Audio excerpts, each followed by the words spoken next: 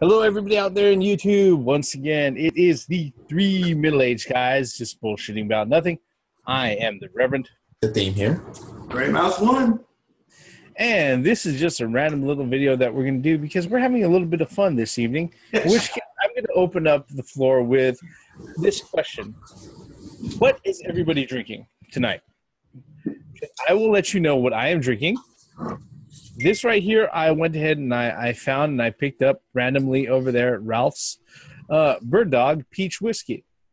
Because last week we were all doing the Tennessee whiskey, the Jack Honey Jack, and that's really, really good. But this stuff right here, not too bad at all. It's not as sweet as the Honey Jack, but definitely a sweet little whiskey, and it doesn't taste like rubbing alcohol going down. Wait. What tastes like rubbing alcohol going down? And who the fuck drinks rubbing alcohol? A lot of vodkas or a lot of cheap vodkas do taste like either cologne or rubbing alcohol, and I will plead the fifth on the second part because I haven't done that in a long, long time. All right. But no, the thing with alcohol, what a lot of people don't. I'm also doing this. Yeah. Well, okay. This bottle is empty. All right. And this bottle is empty also. Wait a minute, Reverend. I heard some bottles banging against each other, man. What the hell are you drinking down there, dude? No. He's just drinking a lot. No, here's the thing is that they're leftovers from Labor Day. Because there was enough for a full case of both the, like half a case of Not Your Father's root beer and the half case of the Sam Adams Summer Ale, which I will fully admit I'm not a big Sam Adams fan, but that particular seasonal brew is actually pretty nice. But yeah, I'm steadily working through the bottles that were left over from everybody's get together on Labor. So, yeah. But yeah, the funny thing about alcohol, especially if you're young and you're thinking about jumping into drinking, okay? I will say this right now. Find yourself a friend who is not going to sit there and say, try this, try this, try this, try this, try this. Because if they're doing that, they're just loading up the can and they want to see what you look like, not drunk, but fucked up, okay? They want to see what you look like soul coughing across the bar or across the dance floor or all over your back seat, okay? Yeah, if you have friends out there and if you're new to the drinking thing and you're thinking about drinking, go out there. Look, usually relatives are okay. Uncles, if you have them, right? If you have a dad who's willing to go ahead and let you drink, usually they're okay too, unless you've got the horrible alcoholic dad, in which case I'm not going to make any comedy about that. But, usually siblings and family members are okay as far as that first fucking experience going out and drinking. But yeah, drinking with your bud, especially the bud who his first fucking words heading out of the house, going to the car, is, we're going to get fucked up tonight. Don't trust that motherfucker. That's like going skeet shooting with Stevie Wonder. I love Stevie Wonder's music, but I wouldn't want to go shooting guns with him on any occasion. No.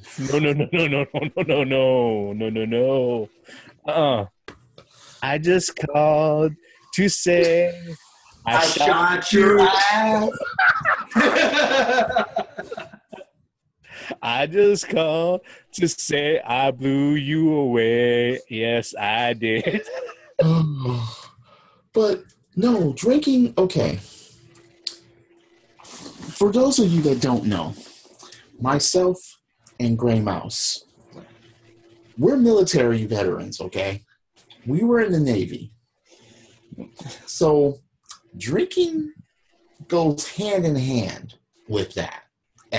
Okay, not every sailor is a drunk or drinks or whatever, but me and Gray Mouse have been halfway across this planet, drinking in bars, drinking in clubs, drinking in homes, and experiencing some new things, okay? Now, we weren't the type that wanted to get each other so fucked up that we wake up in another city 2 days later with no clothes on. In Okay. a tub of ice. Yeah. You know what I'm saying? Talking about who and where the fuck am I? With a note saying thank you for your kidney. Call a doctor. Yeah, exactly. Pretty much. We don't do that. And when we try something, we just go out and try it. And if it's good, okay, we stick with it. If it's bad, then it's like, no. But we won't let our homeboys drink it. We're not going to be like, hey, drink this. Yeah. You know, and it drinks. Wait, what type of homeboy are you if you would let a homeboy drink terrible ass shit? Well, that goes on to his saying, like the first time I drank Habusagi, where the bottom of the freaking jar is a snake, a poisonous snake. That's all I gotta say about that. Yeah. You see me do that. You see me do that. Yep, we both took a shot. Snake in jar and alcohol in it, and we've actually done that. Or how about? And it's funny. And wait, we'll get to that. But it was funny how the locals there were looking at us like we were crazy. And I'm like, wait a minute, this shit is local to you. Why are we the ones that are crazy at this point? We're just trying shit that you're used to, right? We drunk from a bottle with a poisonous snake in the bottom of it. No, it wasn't just at the bottle. It was coiled up. That's what I said. It was coiled up in the bottom of the fucking jug, dude. No, it was almost halfway to the jug side. This was a fucking big ass snake. It was a big ass jar, man. And that alcohol must have been great because the snake wasn't peeling by any means. Yep. I think my experience with alcohol, you know, I will admit this. Okay, my experience with alcohol it might be a little bit different from other people. The reason why I sat there and said that siblings and family members and even your dad might be a good idea to go ahead and be somebody to introduce you to drinking is that as a little kid, as a little asthmatic kid, all right, I didn't figure this out until much, much later. But my dad, he would go out of his way when I was having a bad asthma attack and I couldn't sleep, I couldn't relax or anything like that. And of course, my dad, being the dad that he was conscious of this and he could hear me through the walls. That's how badly I was wheezing. That's how hard it was for me to go ahead and breathe and everything. He would go out of his way and say, "Hey, come here." He's like, "You're having a hard time sleeping?" I'm like, yeah. And then what he would do is that he would go ahead and he would make some warm milk and he would pour in about a half ounce or a quarter ounce of Kahlua. Okay, I didn't figure it out until much, much later in life that my dad was getting me fucking drunk just to relax enough to go ahead and pass out.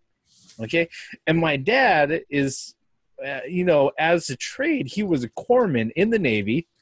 So he knew all the stuff tricks about trade, medicine like that. And in fact, he was like, I think maybe eight credits or units away from actually getting his degree as a pharmacist. But he knew all of that stuff as far as his applicable knowledge and everything. I didn't figure out until much later is that my dad, as much as he cared for me, he was like, I cannot listen to this fucking kid hacking and wheezing and coughing through the fucking wall, keeping me awake because I got to be up at 5 o'clock in the morning. Let me do something as quickly as possible and as gently as possible to make this kid pass the fuck out. That way I can go ahead and go to sleep. It's funny because, okay, had some great experiences, had some mediocre experiences with alcohol, and I've had some questionable and borderline bad decisions. Well, I've had many bad decisions, but okay. go ahead. All right. Myself and Gray Mouse, All right. I remember we were in Okinawa, Japan, and we went into this bar, and we got introduced to a drink called Around the Universe. Now, this drink consisted of half of everything behind the counter as far as putting shots. It was a big jug, and bartender fills it up with ice, and every shot, ice is going down in this jug. So there's about this much of alcohol. The jug goes like this. This is about this much of alcohol filled up, a little bit of orange juice, drops a cherry in there and says, okay. Now, this was basically 1,300 yen, which is basically $13 generally in American terms. So that's an expensive fucking drink, yeah. Well, look, but due to what was in it, and this drink goes down like Kool-Aid. Okay? Think of a Long Island iced tea. No. But with Kool-Aid. No, Long Island was stronger than this, and I didn't understand. And, okay, I finished this drink within a range of 20 minutes. Yeah. So, I say, bartender, I would like one more. And I should have known something was wrong because she looked at me like, And, you know, everybody else there, even the strangers that were sitting at the bar were like, are you sure? And my reply was simply this. I was like, look, you make it seem like it was a question that I asked. May I have another, please? There's no question about this. Gray Mouse was there. There was no question about this. I said, give me another one. And this bartender, she took as slow as possible filling this thing up. She was reluctant. She was like, I can't serve this guy. So, okay, fine. Yeah, cheers. Kanpai. I get halfway through this drink, and I have to go to the bathroom. So I got up from my stool, and the world said, and I said, whoa! If it wasn't for the stool, I would have fell and I would have busted all my ass. And I sat right back down forcefully because my body couldn't do anything else. And Gray Mouse and one of our other homeboys that were there, they were like, you okay? And I said, no. I have to go to the bathroom, but I can't.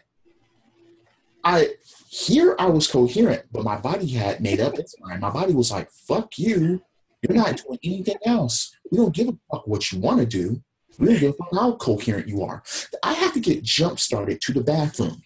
It's that way. And I was pushed. I got back and I still wasn't right. I was just like, damn, I can't even finish that drink. It is so good, but fuck. What am I? Look, I don't want to leave good drink behind. No, I didn't finish it. I got halfway through it, and my body was like, fuck you. And then we had to go back to the ship. And I was like, my body is like, look, what the fuck is going on? I remember everything. I even remember being fucked up. But my mind was right. That's what I didn't understand. It was called Around the Universe. I'll never forget that night. I'll never forget that drink. But my body said, fuck you. My body would like to forget it. Thank God I didn't end up in the ocean because I was just... My mind was like, okay, we got to go that way. But my mind was like, fuck, no. My mind was like, let's go. What about you, Gray Mouse? What horror story do you have? I know everybody who's drank for any period of time has a horror story. Look, let me tell you something.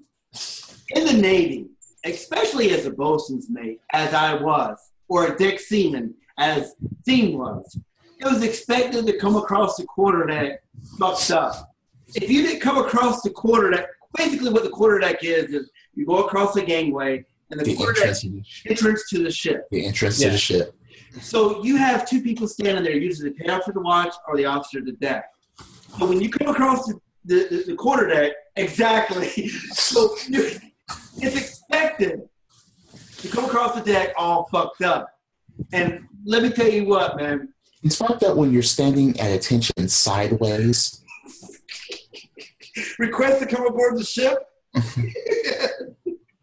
But see, back in those days, V8 wouldn't have cured this lean. hell no. The thing back in those days, people looked after each other. Now everybody's after each other. So even though you come across the quarterdeck all fucked up, you can guarantee that the payout to the watch, especially at the balls of 4, which is 12 o'clock to 4 o'clock in the morning, you will expect the officer to deck, the payout to the watch to take you to make sure that you get where you need to be. To make sure you got to your bed, not somebody else's bed. Absolutely. I mean, literally, I was in bed one time and some motherfucker tried to crawl up in my rack. A rack is called a bed. And I literally had to fucking... Wait. That was you? I remember there was an incident like that. And so, like, let me get in your rack. Scoot over. No, somebody... Look, I punched... I heard that. Didn't you dump him in his rack? I literally... Because I'm in the middle rack. So this guy... Yeah, so you got up... No, yeah. You got up and you took this dude and you launched him into his. He said, because he told you he couldn't find his... That was you? I remember hearing that because I was trying to go to sleep. Hey, man, let me get in your rack. Scoot over. And fuck? Yeah. I wanted to go back to sleep, but I heard you guys. You're right. No, let me. And I think you took him like a fucking cartoon and threw him in his shit and got back in bed. I vaguely remember that. But oh man, look, we're going down a long road or a dark road here in the military, man.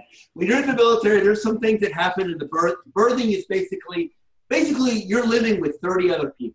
Yeah. And you're stacked on top of each other with all you have are lockers and beds. Exactly. And this guy fucking tried to crawl in my rack. I wouldn't have it.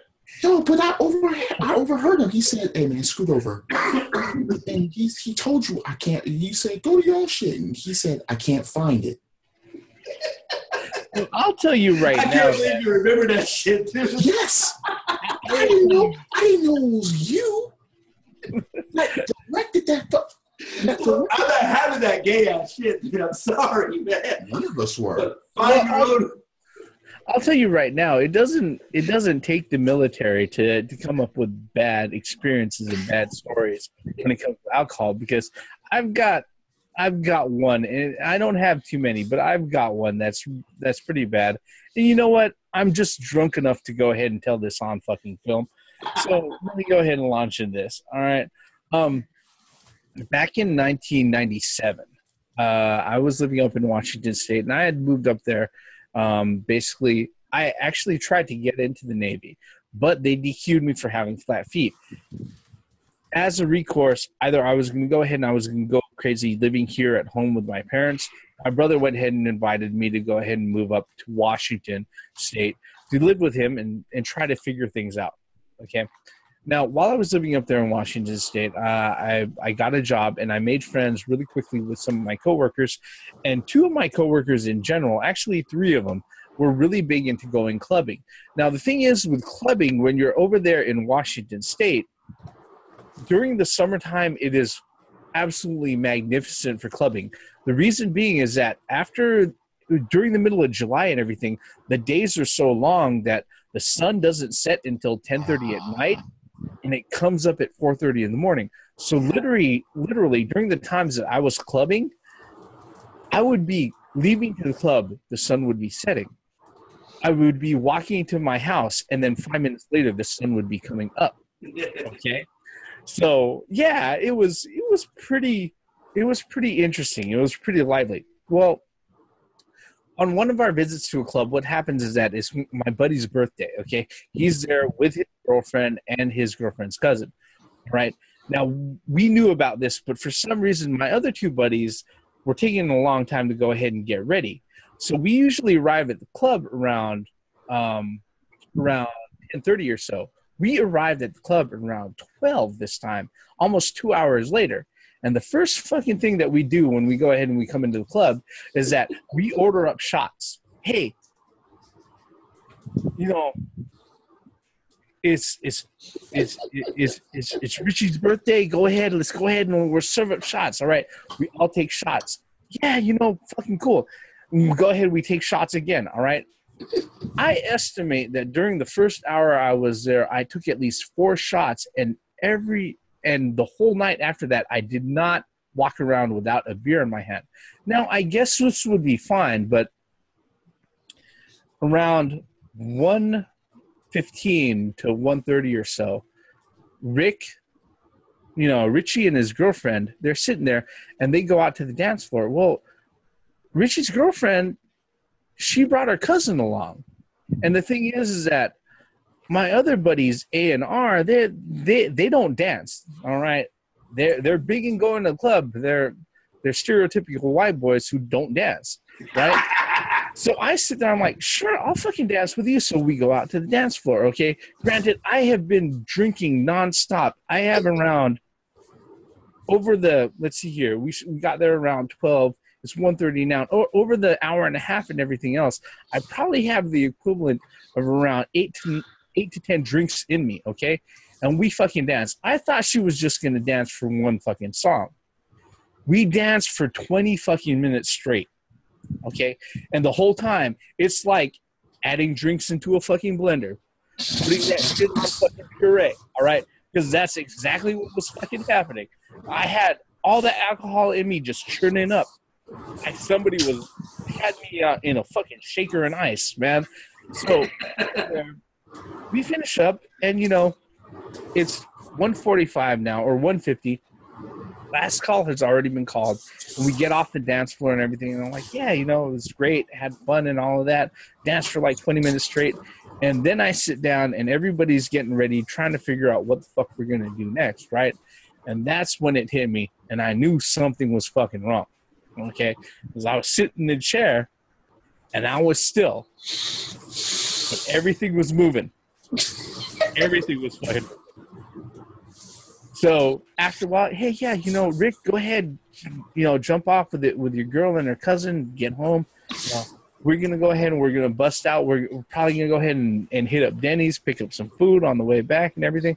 So I go ahead, I walk off with my other 2 buddies. I jump in the back seat, and the whole time I'm thinking to myself, my God, this is bad. My God, this is bad. This is so fucking bad. So they sit there, they jump into the front seats, and I lay down in the back seat, which probably wasn't a good idea. Okay? Because they're sitting there, they're like, yeah, so what you want to do and everything else, and they're about to go ahead and pack a bowl and hot box in this car to go ahead and get hungry enough to stop by off at like Denny's or Norm's or freaking IHOP before they get home and everything. And they're like, well, yeah, what do you want to eat? I don't know. What do you want to eat? Well, let's ask Julian. Let's ask the Rev. He's back there, and he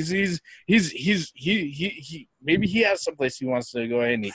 I sit there.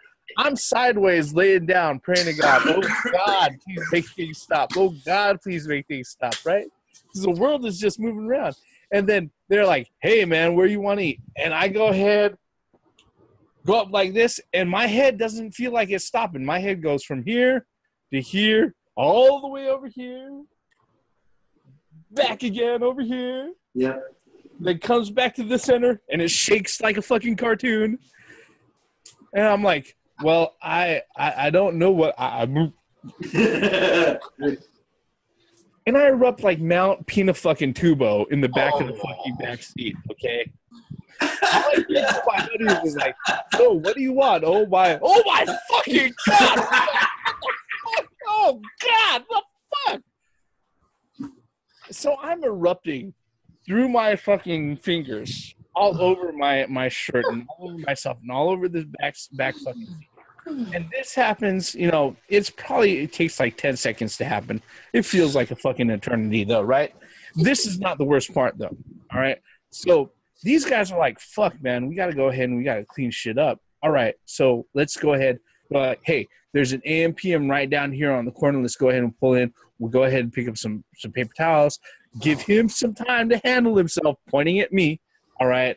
And I'm sitting there in the back saying, oh, I'm sorry, man. I'm sorry. Man, I'm sorry. Right. And so they go ahead and they pull up into this fucking gas station with this AM/PM right underneath the street light, okay? And these motherfuckers go ahead and they go into the thing, and I'm thinking that they're fine and everything, but they're underneath the fucking street light, and they leave the fucking doors open, both their fucking doors. Okay, mind you, this is after all the clubs in Pine Square in fucking Seattle have all just let out. So all these people, there's foot traffic all the way around, and I hear these motherfuckers who are just less than 10 feet away looking at me. Oh my God, what the fuck? Oh, dude, you look at that shit. What the fuck happened to him? You know, chicks sitting there covering their mouths, like, oh no, no. And I was sitting there, I just pulled my hat down, slumped down the chair, acted like I was passed out, like nothing was fucking happening. And I swear, these motherfuckers, they said that they were going to go in really quick, but they must have taken at least 15 fucking minutes before they came out, okay? And hundreds of people from the fucking clubbing area, Pine Square of Seattle, after last call, who are going back to their cars or going back to wherever the fuck they fucking parked, are looking at me in the fucking spotlight with puke all over my fucking clothes, covering the back seat of this fucking car because they left the fucking doors open, all right? Oh. They fucking walk up, and all I hear is, dude, this fucking candy bar was pretty fucking good. I'm like, what the fuck were you? I couldn't say anything, though, because it was my goddamn fault. I was the one who did the foul.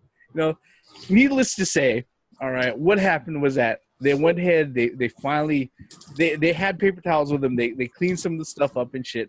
They got me home. I was apologizing the whole fucking time going in. And then when I got to the place where I stand with my brother, I went ahead, I stumbled up to the front door. I was able to make my way inside. I didn't even go to bed. What I did was that I went straight to the shower. I turned it on. All right. I took my keys, threw them on the floor, took my wallet, threw it on the floor. I didn't even take my shoes off. I jumped in the fucking shower because I was covered in puke, and the only thing that was going through my head was, if I go ahead and pass out on my bed like I am right now, everything's going to smell like puke. I'm just going to sit here in the shower, let my mind settle, Oh, God. Ah. And that was pretty much the night. Man, look. Who has not? Come on, who in this party? Who has these village guys has not done that? Has not drank too much and regurgitated and prayed to God or prayed to something to let this go away? To please, or I will never drink again. Well, and here's a fucking thing. Like I love those dudes, right? You know, they're cool guys and everything. But you know, when it came to them and me being the new guy in town and everything, no, their whole thing was, and I had been clubbing with them before, multiple times before. All right, their whole thing was, I wonder what he's like drunk. It's funny because I've had experiences like that, especially in Japan, when people were like, what is this guy like drunk? Because people always considered me the life of the party. But I remember that my birthday was coming up, and everybody fucking knew about it. My coworkers knew about it. The bartenders of the clubs knew about it. My Japanese friends knew about it. So everybody was scheduled to be basically in the clubs that we went to.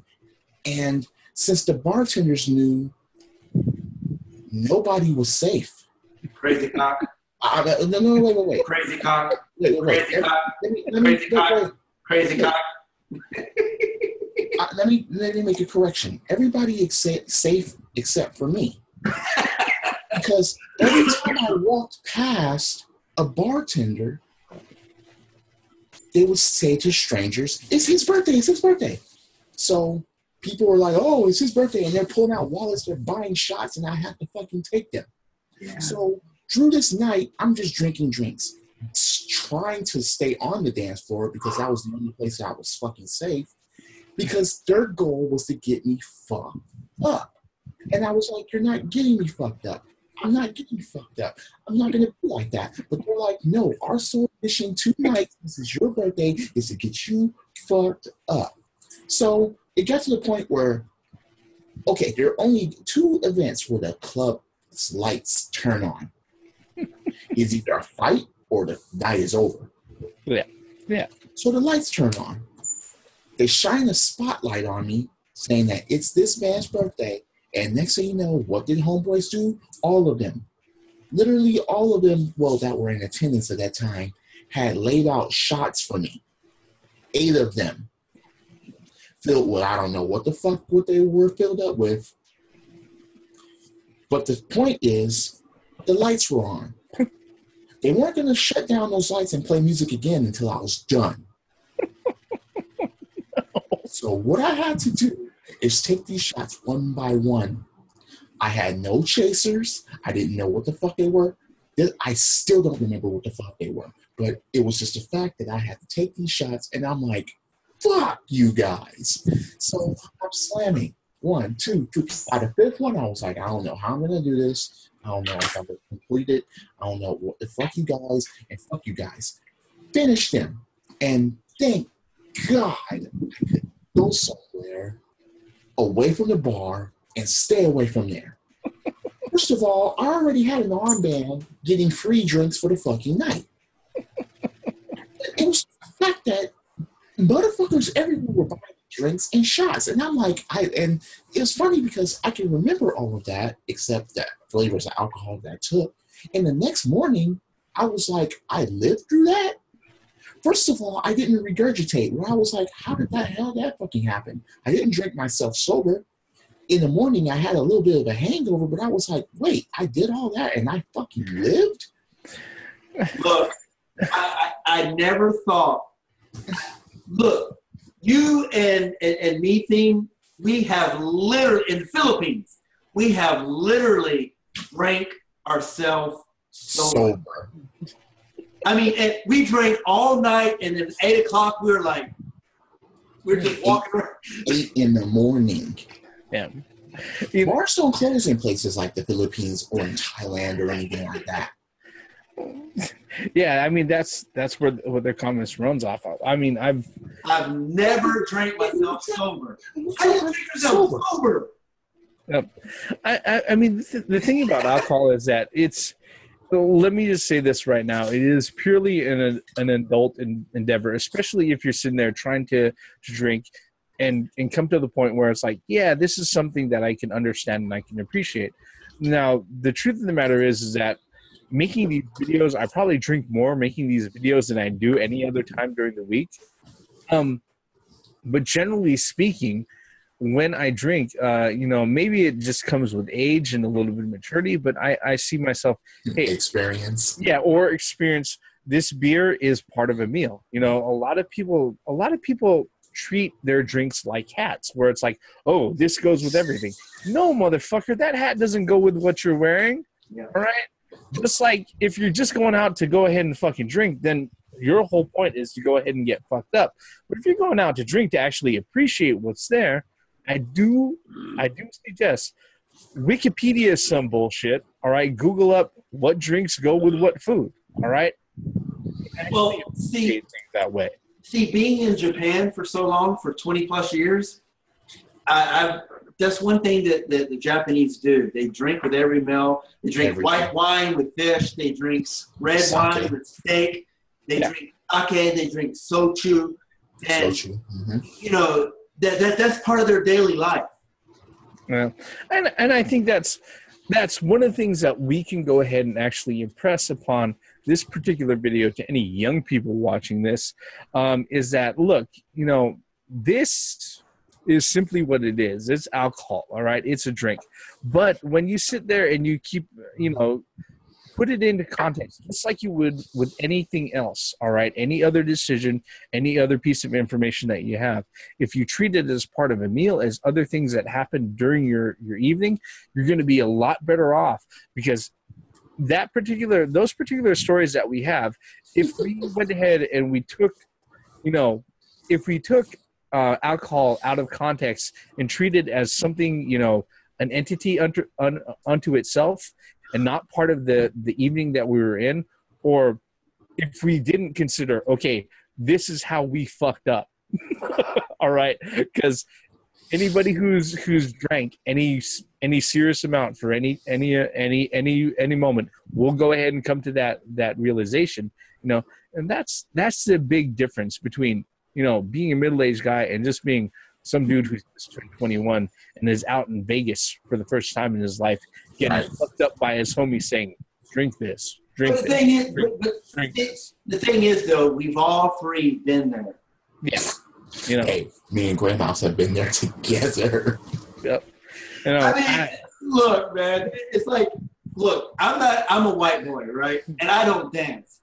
But after I've had about 5 shots, after theme, I got out there on the dance floor and look, there were women that were wanting to dance with me. I don't know why.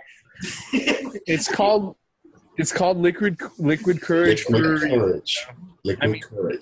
And that's kind of one of the things that we want to go ahead and impress on. It's just keep this sort of thing, just like anything else you're doing out there, as something, keep it in context to what you're doing. And alcohol just becomes, instead of something that's controlling your life, it becomes a part of it. Okay, whether or not that's a big part or a small part, or something that you do with buddies over the weekend, like we are right now, even though we're not in the presence of each other. It's just something else. Any other drunken stories before we wrap this up, guys? Or there's way too many to go out, and okay, don't get it twisted. It's not like I've never regurgitated before. I've done it. Oh yeah, don't get me wrong. I've prayed to the porcelain god before. Wait. The toilet god, the toilet porcelain god. Oh God, I'll never drink again. And what am I doing the very next week? That by 1 week, I'm recovered. Yeah. Going to work, reeking the fucking alcohol through my pores and shit.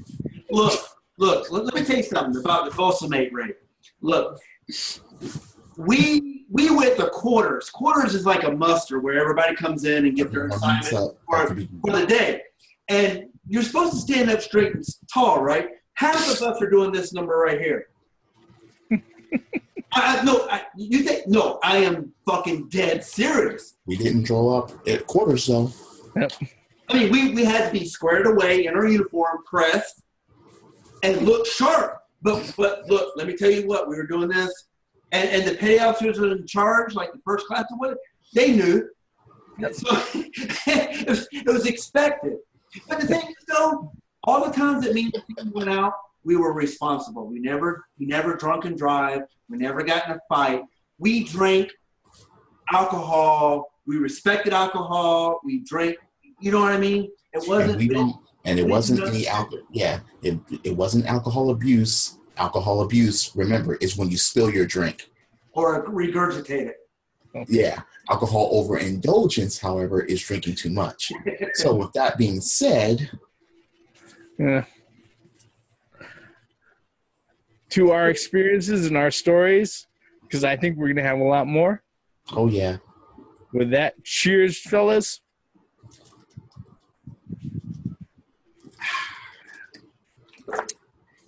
And like I say at the end of every video, hit like, hit subscribe, leave us a comment below. I am the Reverend. The theme here. Great Mouse One. Drinking experiences. Drink responsibly.